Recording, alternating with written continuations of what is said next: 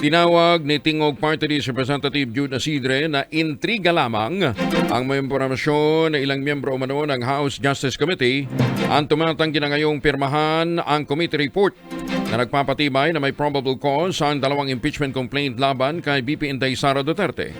Paliwanag ni Asidre, hindi naman kailangang mangalap ng pirma sa pagpapatibay ng House Committee Report dahil chairman lamang ang lalagda rito at saka pagbobotohan ng mga miyembro para formal na maisumite sa plenaryo.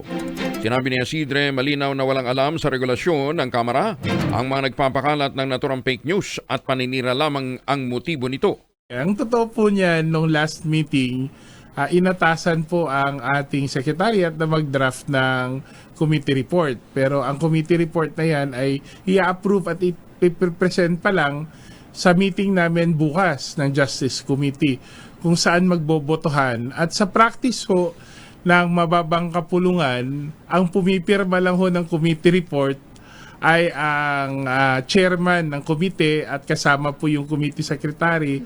At ang nangyayari lang ho, bumoboto lang ho kami to approve the committee report. So hindi po totoo na kailangan may co-author dun sa committee report. I think itong naggumawa ng kwentong ito wala hong alam o hindi ho masyadong updated sa proseso ng ginagawa ng mga committees sa House of Representatives.